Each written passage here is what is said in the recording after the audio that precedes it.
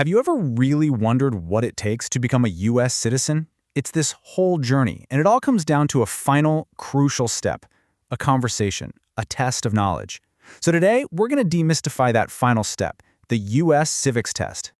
So, what does it really take? Well, it's way more than just paperwork. The whole process leads up to this oral exam. It's basically a one-on-one chat where an officer tests your core understanding of your new home. Now, to get ready, applicants are given a pool of 128 potential questions. Yep, 128. That's the entire universe of facts, dates, and ideas they need to get familiar with, covering centuries of American history and the nitty-gritty of how its government works. But here's the thing. They don't ask you all 128. During the actual interview, an officer will pick up to 20 questions from that list, and to pass, you've got to get just 12 of them right. That shows you've got the essentials down. And let's be clear, this isn't just a game of trivia. The whole point is to make sure new citizens truly grasp the foundational principles of the United States. You know, the big ideas that shape its laws, its culture, and its identity. Okay, so first up, let's dive into the government's blueprint. Because if you want to understand the country, you've got to know how it's all put together, right? Let's take a look. And it all kicks off with these three incredibly powerful words from the Constitution. We the people. This single phrase establishes the core principle of the entire system, self-government. The idea that power flows from the people, not from a king, which was pretty radical at the time. So the Constitution itself is basically the nation's ultimate rulebook. It's the supreme law of the land. It lays out the framework for the government, defines what it can and can't do, and, this part's super important, it protects the rights of the people. Everyone, including the government, has to follow it. This brings us to a really key idea, the separation of powers. See, the founders were pretty suspicious of putting too much power in one place. They just fought a war to get away from a king, after all. So they split the government into three equal branches. You've got Congress to write the laws, the president to enforce them, and the courts to review them. It's a whole system of checks and balances.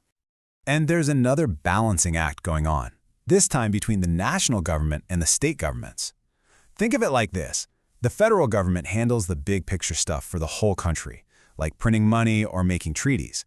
Meanwhile, the states manage things that affect our daily lives, like running schools or issuing driver's licenses. Okay, so we've got this big government structure. But where do you, the individual, fit into all of this? That's what we're getting into next. Your rights and your responsibilities. It's definitely a two-way street. All right, let's talk rights. The big ones, freedom of speech, religion, all of that, are protected by the Bill of Rights. And here's a super important point from the test. These rights apply to everyone living in the United States, not just citizens. They're considered the absolute bedrock of a free society. But like I said, it's a two-way street. With the unique rights of citizenship comes some pretty unique responsibilities. When new citizens take the oath of allegiance, they make some serious promises to uphold the law, defend the Constitution, and to be loyal only to the United States. It's the other side of the citizenship coin. So where did all these ideas about government and rights come from? Well, they didn't just pop into existence. No, these concepts were forged through a long and frankly often very difficult history. This timeline gives you a whirlwind tour of the major turning points on the test, from the break with Britain in 1776 to the writing of the Constitution, to the profound struggles of the Civil War and the Civil Rights Movement. Each of these events tested and reshaped the nation's understanding of its own ideals. Okay, so after looking at the government, the rights, and the history, what does it all add up to? What's the real point of the civics test anyway? When you boil it all down, it's about so much more than just facts. It's about connecting people to the living, breathing ideas of American democracy. It's understanding that citizenship isn't a passive thing. It's an active role in this ongoing story of self-government, liberty, and the constant effort to live up to the nation's founding principles. And that leaves me with one final thought for you. You know, this test tries to capture the essence of a nation in 128 questions.